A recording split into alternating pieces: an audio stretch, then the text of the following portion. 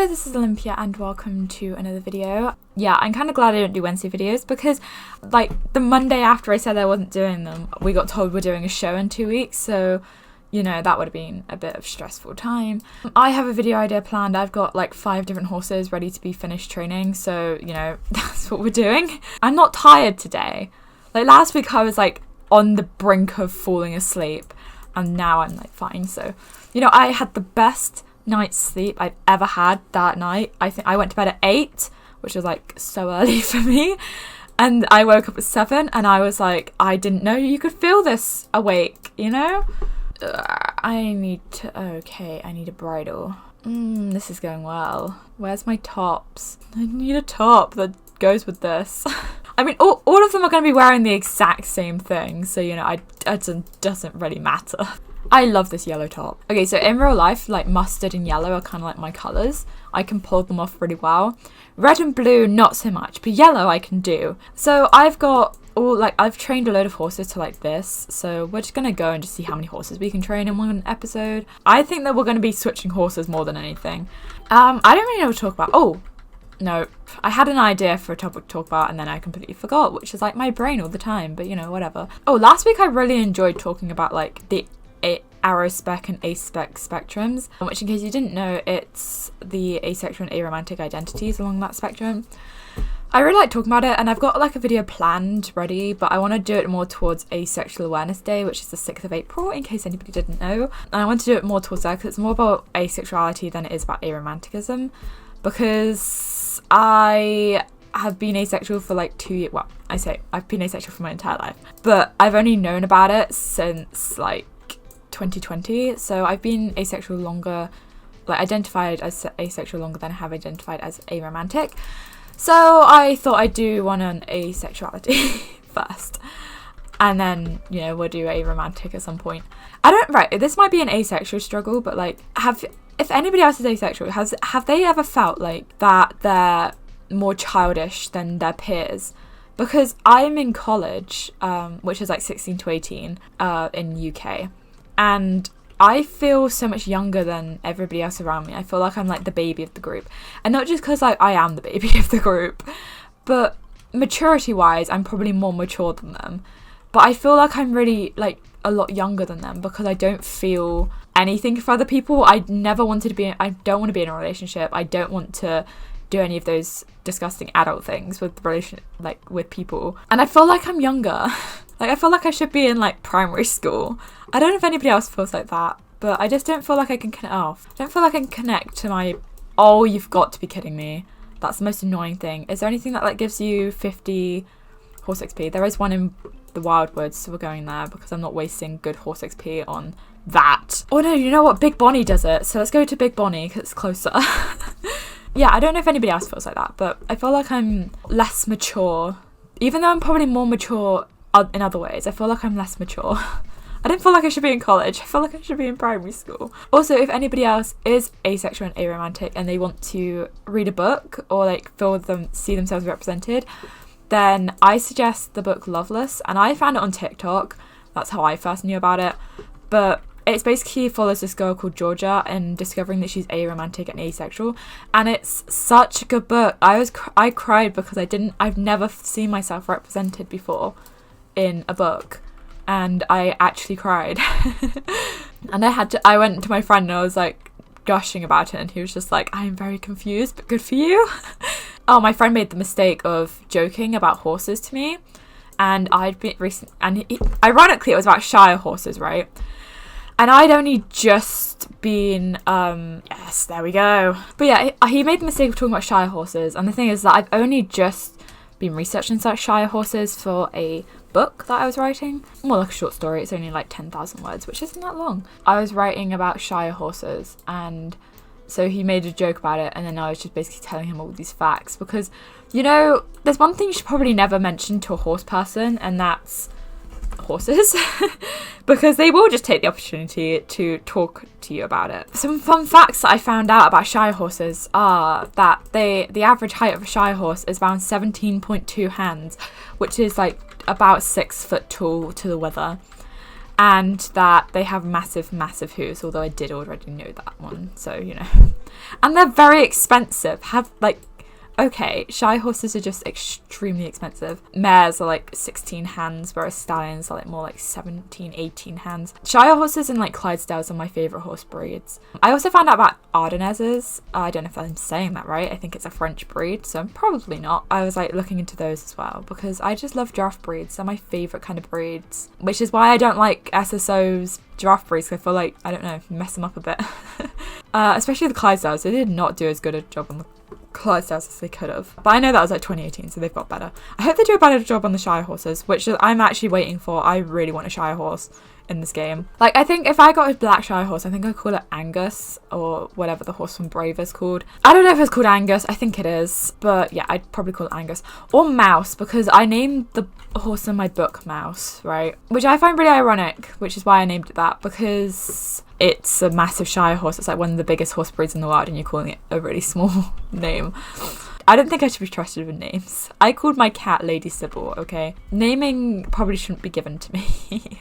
What's the point of being able to name something if you're not going to name it something absolutely ridiculous and unhinged? You know? Yeah, I don't think that was gonna work. I should go do the new Hillcrest Championship on my really sad horses. I've been writing a script. I do theatre as my course. That's my course, is theatre. So anybody looking to get into theatre, I'd highly recommend it. Especially like backstage stuff is really fun if you don't want to get into like acting. Yeah, I've been writing a script about the witches from Macbeth, which like, oh, that's really boring. Yeah, I know. Okay, but we made it into a comedy, so I actually really love it. And I named all the witches. One's named after my cat, because why not? So there we go, horse trained, boom. Basically I'm just putting all these on my Instagram, basically, if you wanted to know. I have a highlight that's like about training, so we wrote this play, we basically improvised it. So the poor people in the practice room next to us, because the practice rooms aren't soundproof, they probably should be. Oh my god, I forgot about the Arctic Fox. Yeah, they probably should be, but we were like basically just screaming at each other because that's the play. It was about like failings in the system. Like the Witches from Macbeth is my favourite bit because I can recite the first act off by heart. I like the Witches, they're just the fun bit. There's only like 2 fun bits in Macbeth, and that's the porter scene and the witches, and the witches are only fun if you actually know what's happening. So I'm gonna go back to Big Bonnie because I have so many pieces of rubbish anyway. May as well just go and use them. Can I not do it twice in a day? Oh, that's horrible. Okay, right, we're gonna have to go find something else to do this on. Is there only like another 100 one? There's got to be. I've got a Word document with this on. I'll just go find one. I also have an Excel spreadsheet. You know what? I should probably use the Excel spreadsheet. Right, last week I got all upset about my presentation. Then I didn't even have to do it because my teacher was sick. And now we have to do it this week, which means I'm going to... I'm so done. All like the barrel racing is the Yorvik stable. Oh, I'll go to Yorvik stables. That's a good one. Okay. Let's get the rubbish ones off, shall we? I keep collecting rubbish. Or like recyclables, and I don't use them. So I don't know why I collect them. Can we like put the fox out? Oh, it's an actual black fox this time. There was like a glitch in the Winter Village where it went into... It wasn't a black fox, it was a normal fox. But it was a black fox in the saddlebag. And I did film it because I want to add like all the glitches together that I've come across when I get enough to make a proper video about it. So Cass is trained. I can't ever say Cass like properly because every time I say Cass I always think of Sims. Okay, I used to be a Sims channel, so excuse me whilst I talk about Sims for a second. Honestly, right, the new pack, My Wedding Stories, it's so bad. And they're just like putting that out for people to buy for like 20 quid. And they're like thinking that's acceptable. It's so full of bugs, it's unusable. Like, and people were buying it for like the CAS and the build items. The LGBTQ plus stuff is just performative and not actually, you know, good. It's like, oh look, we put some rainbows on stuff kind of thing, and not we're actually striving towards, you know, making the LGBTQ plus IA community. That was not how you say it. We're not doing anything for them. We're just kind of like putting some rainbows on things and, oh, look, we're so good. And like, I don't know how I feel about it. Well, actually, no, I do know how I feel about it. I hate it. I like the pack. I like the world. I like the idea of it. The execution is so poor, and EA have been doing it so much with other things. But EA have been doing it so much recently with Sims, and they're bringing out a new kit this month, I should think it should be, if the roadmap is correct. And they're not even fixing what they've put out that's broken, and they're making people pay for broken stuff that doesn't even work. Like when the English Thoroughbreds came out and they weren't properly finished, and you could tell because they weren't properly shaded, and their gates were like copied. Everybody was complaining about them, and SSO took the advice on and changed it. They went back and were like, okay, right, how can we make this better? And they did, and the English Thoroughbreds came out and they're really good. They're one of my favourite breeds. But in the trailer, they weren't very good. But the thing about EA is that they don't go back and change it. They just kind of go, yeah, well, people are going to buy it anyway. But like, it's so fun just to watch all these YouTubers just rant about it. Because they're all just, I mean, it's not good for them because, you know, it breaks the game. You can't even have a normal wedding after, if you get like the pack, then all normal weddings are just like, you can't do them. The people that bought the pack, they're getting shortchanged, aren't they? Because they were like promised that it was going to be fixed by the time it properly came out and not on early release. My screen just died on me. What are you doing? Can we not? Right, there we go. They were promised something and they didn't get it. That's a horrible business model. And I think people are starting to like not buy packs anymore on The Sims. I stopped buying them after Seasons? Get Famous? Get Famous, I think, was the last one I bought. Which was like 2018. So that's ironically, that was when I still did Sims, so on my channel. I swear, every time I go to record, my neighbours decide it's the perfect time to like go trim their grass or whatever. I also have a tea here, which I haven't drunk yet. It's, you know, it's probably gone cold. Okay, controversial opinion, but I actually quite like cold tea. I don't know if anybody else does. I feel like I'm the only person in my household that drinks cold tea. I think it's because I tend to forget drinks are there, and then when I do, they're always cold anyway. And instead of going and wasting a drink, I just drink it anyway, and I kind of got used to the taste. But no one else in my family drinks cold hot drinks. Okay, so like cold hot chocolate's quite nice. It just tastes like chocolate milk, kind of, with a lot of water in it. And then coffee, I don't drink, but I used to drink, and I used to drink that on cold, if it went cold, because I used to put a lot of sugar on it, to be fair. So, and my sister's the worst for it. She'll ask for like a drink, like a tea or a coffee, and then she won't drink it, and then she'll go cold, she'll pour it down the sink. And it was like, why did you ask for a hot drink if you're not going to drink it? Why are they all like so, I don't know, I need another 100 race. Right, we're going back to a lime. This is going to be, Olympia gets really annoyed by the fact that her horses aren't fully trained and have like the tiniest amount left. Like, how much XP do you give me? 250. Oh my god. Okay, right, we're going to go do 101 because 250 is a lot to waste on that. I genuinely thought my screen was going to turn off then. I don't know if that came up on the recording, but it just blinked at me, and that's kind of scary. Oh, Sybil and Stromboli were so cute yesterday.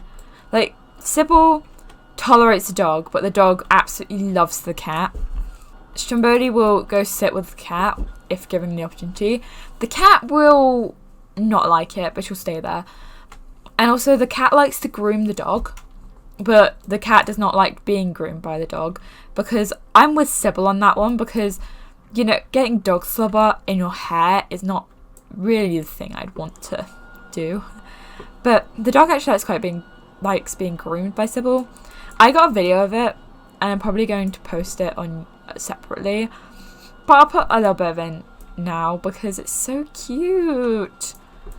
Like, they're just best friends, honestly. Well, Stromboli thinks Sybil is his best friend. Sybil isn't so sure about Stromboli, but she is, like, nice to him, so she shouldn't claw him that much. Like, just after I finished filming the video, they started attacking each other, so I haven't actually posted any videos of Sybil. I probably should. I have one of her in a basket. I'm going to get onto a rant about this. People place love on, like, such a high pedestal, and for loveless arrows, or, like, loveless aromantic people that don't feel any kind of love, it's really hard to feel included. Even when, like, you go, oh, but Valentine's Day, for example, because it's been recently, Valentine's Day is like, doesn't have to be about romantic love, it could be about platonic love. You're still putting love first, and, like, I don't feel any kinds of love. I don't know what it feels like. But I know that theoretically I love my family and I love my friends, but I don't feel anything. I don't feel any different about it. So I don't know what it's meant to feel like. It can feel really isolating if people keep putting love on such a high pedestal. Some people are just never going to be able to reach. Oh, I got bitten by a dog this week. Okay. I'm fine, obviously.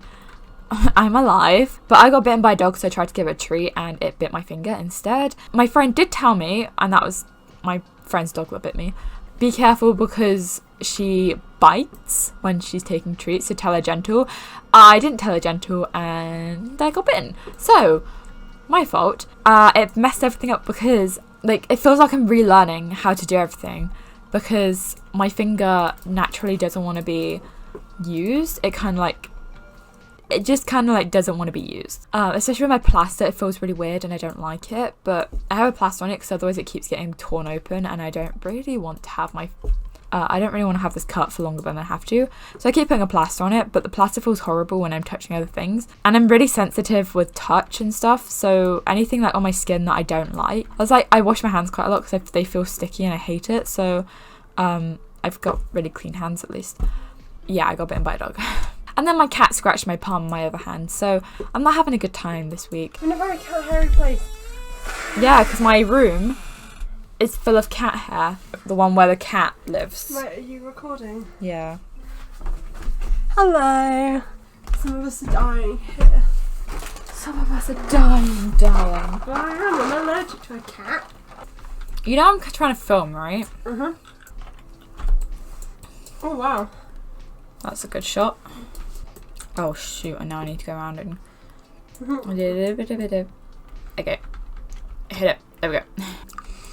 Okay, I think that's all I want to do for this video because I've got like nearly an hour's footage. And that's going to take a bit of editing, so I'm going to leave you guys here. So thank you very much for watching this video. If you enjoyed, please leave a like and subscribe to my channel and follow my Instagram. And I just realised we're on the exact same place I finished last week's video in. But I think follow my Instagram, Olympia.Peacechild, follow my Twitch, OlympiaPeacechild, and I shall see you in the next video. Bye!